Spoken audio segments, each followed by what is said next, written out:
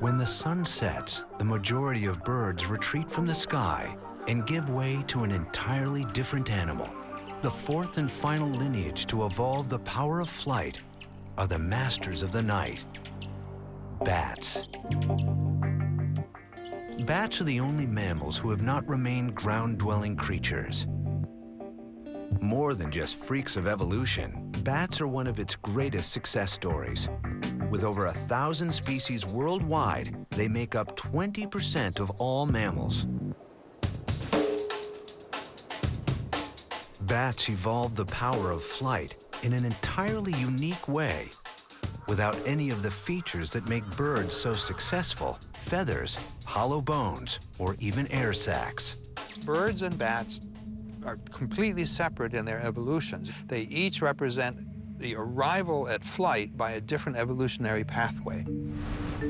But what forces drove them to be the lone mammals in the air around 55 million years ago? And how did they manage to do something very few birds ever could? Take to the sky at night. We're pretty confident that bats evolved from some kind of ancestor that was a glider that used flaps of skin to move through the air without flapping. 6 groups of gliding mammals still exist, from marsupials to the flying lemur and the flying squirrel. But only bats evolved powered flight. Exactly why remains a mystery. But Sharon Swartz, who studies bats at Brown University, thinks it had something to do with their ancient gliding lifestyle. One major function of gliding is that it provides an excellent way to escape predators at a moment's notice. Physically, bats acquired the power of flight in a very distinct way from birds. When they evolved, they retained the 5 independent digits of a mammalian hand, which were covered in skin to make a wing. Swartz and her colleagues studied the abilities of the bat in the sky by observing them flying in a wind tunnel. Bats come from animals, ancestors that had 5 separate fingers, and those 5 separate fingers were used to control and manipulate lots of aspects of the environment around them. When bird wings evolved from dinosaur forelimbs, they lost any trace of grasping digits that used to be there. But it is these mammalian fingers that bats have retained that make bat flight so novel and so different from how birds fly. Bird wings are fixed and always in alignment, mirror images of one another. Bats, on the other hand, can use their fingers and nearly 20 joints to manipulate each wing separately, quickly altering the path it takes, more like the oars of a boat than the wings of a plane. This unique ability to control their wings has made bats the top guns of the sky. They can steer and brake instantaneously and are able to change their direction up to 10 times faster than a bird. So when we look in the night sky and see bats darting in a riot of angles and speeds, what we are seeing is not the loss of control, but in fact the mastering of it. But it is when we see bats taking to the sky that represents something else unique about their power of flight. They are one of the few vertebrate flyers that have mastered the night sky. Dr. Jim Simmons of Brown University says a simple environmental factor may have driven them there: predation. At night, there are huge numbers of insects that have evolved to be active, in part to avoid being attacked or eaten by birds. The bats are out now exploiting this huge resource of the insects that fly at night without any serious competition.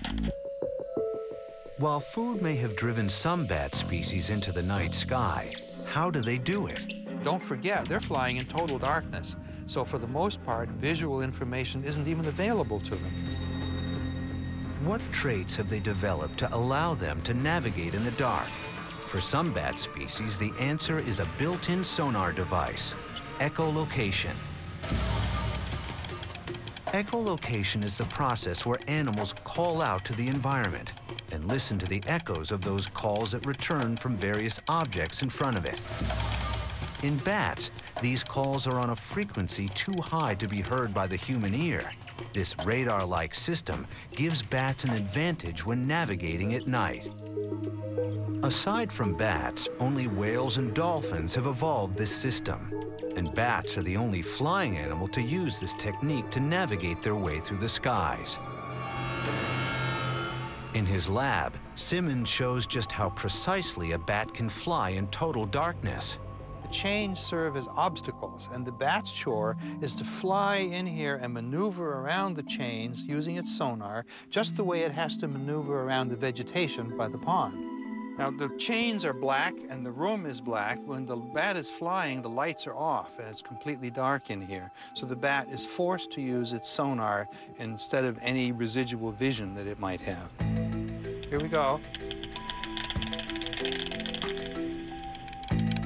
No matter how many times Simmons moves the chains to create new obstacles, the result is the same.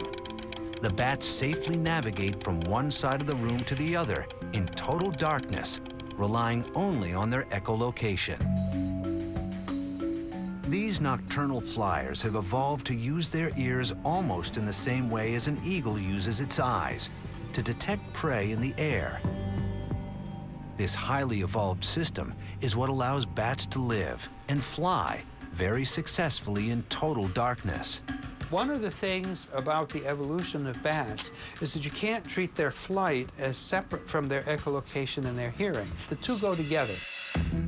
The two work so well together that over 1,000 species of bats have radiated out across the world.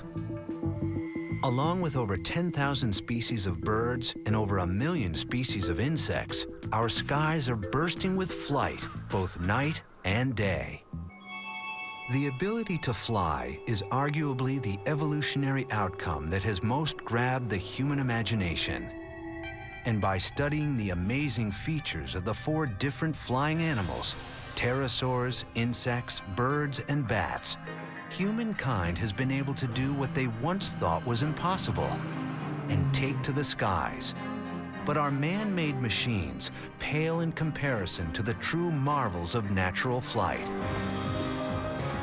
Due to spectacular evolutionary advancements over millions of years, land and water are no longer the only places teeming with life.